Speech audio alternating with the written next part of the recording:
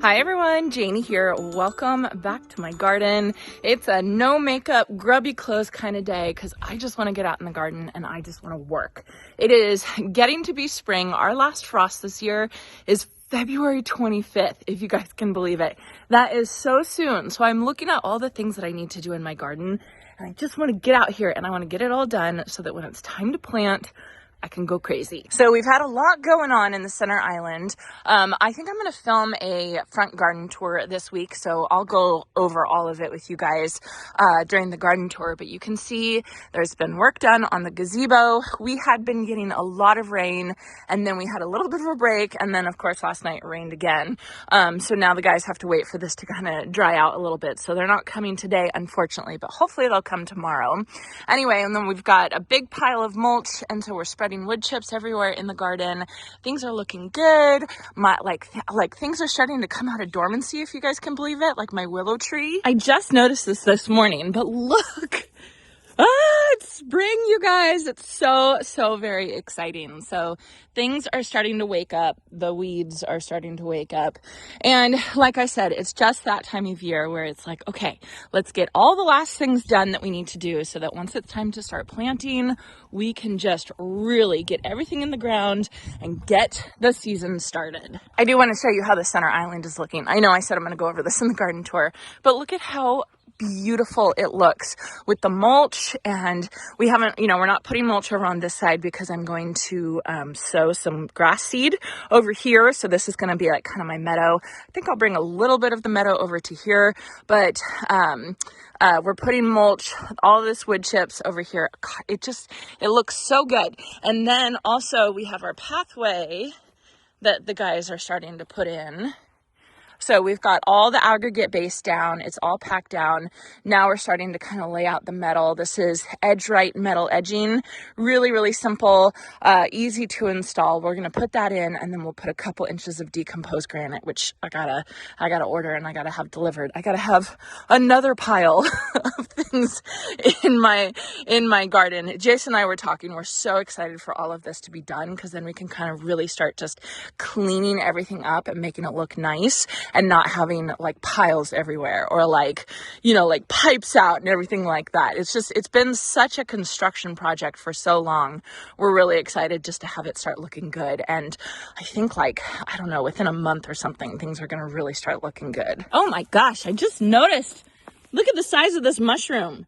Oh, man, that's huge. So what I want to work on today is cleaning up the long border. The long border is this whole garden bed from the front of our property all the way along the side down the driveway. Named the long border after Great Dixter's long border, done by Christopher Lloyd, that I love and I want to go visit one day. And one day I'll get there. But for now, I'm going to create my very own long border here, which is just kind of like a mix of beautiful, beautiful plants. It's funny because the long border at Great Dixter, which is a famous garden in England, they really focus on a lot of perennials. It's a perennial border. And I want that too, but I want a good mix of evergreens, shrubs, annuals, all that kind of stuff. And so basically this is just where, I don't know, I just want this whole thing to be like just a riot of color, basically. It's hard. I can't explain it. I have a really hard time getting it out, but I know what I'm thinking, how I want it to look. But anyways, before I get to there, I do need to clean it up. I have so many plants here that I need to cut back.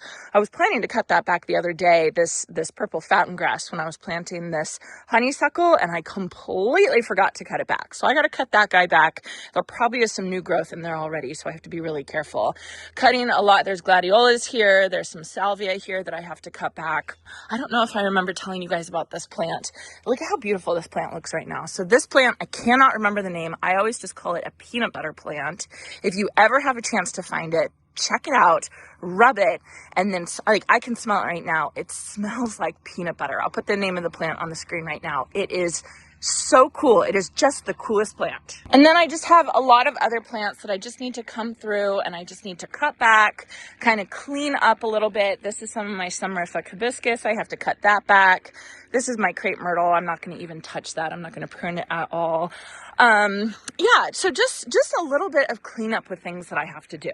So I just want this whole garden bed looking kind of nice. There's not a ton of stuff in here yet, so it's not going to be too much work. You know, a lot of weeds that I have to pull and stuff like that. You know, it's not an overwhelming bed right now, but I do have some things that I need to get done in it before I start planting again. This is Summerific Hibiscus Cookies and Cream. Beautiful, beautiful plant.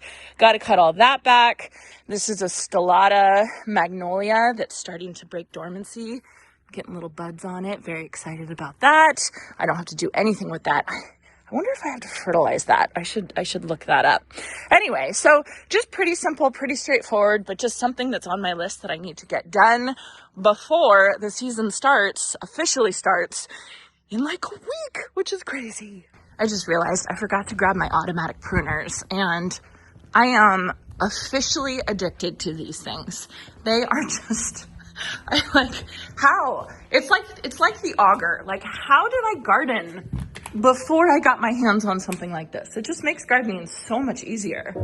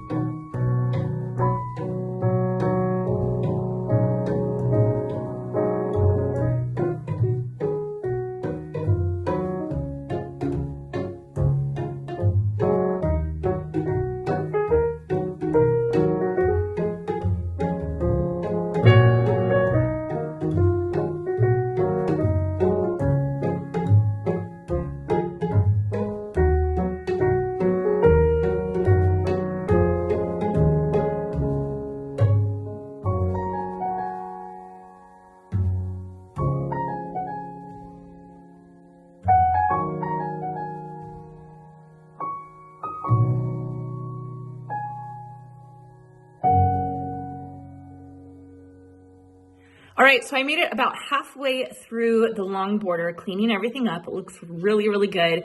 Came inside for lunch for a little bit, and then I wanted to show you all, before I went back out, I wanted to show you all something else that we've been working on today. And that is this room here. This is our living room, and we have lived in this house for over a year now, and I have not decided what I want to do with this living room. It has just sat here and I haven't touched it. I haven't decorated it. I haven't really done anything other than from when we first moved in. And so the girls and I have been going back and forth on what we want to do with this room. It's the type of thing that I think I'm just putting all of my energy and focus on the outside. I'm not really thinking about the inside too much, but I really want to start thinking about the inside a little bit more. So what we decided is Sadie, do you want to show everybody? Sure. We decided to go with a green color, right? What's your favorite one? My favorite one is this one up here. So that one is called Saybrook Sage. So this one is dried thyme, Saybrook Sage. Do you remember this one? Evergreen Fog and Clary Sage. And we're trying to decide which one to go for and we're going to paint the entire room. and we're gonna do crown molding and actually paint the crown molding the same green color as well. And so we just painted these. We just went this morning and got some of the samples and are now deciding. And I wanted to show you all just so that I could get your input to see what color you like. Which one's your favorite? Say again.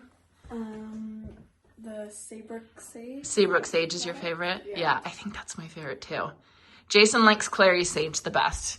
He likes this one. I think this one's too dark. I think it's just going to be too dark for this room. This one is too gray. I don't like that one. I think so.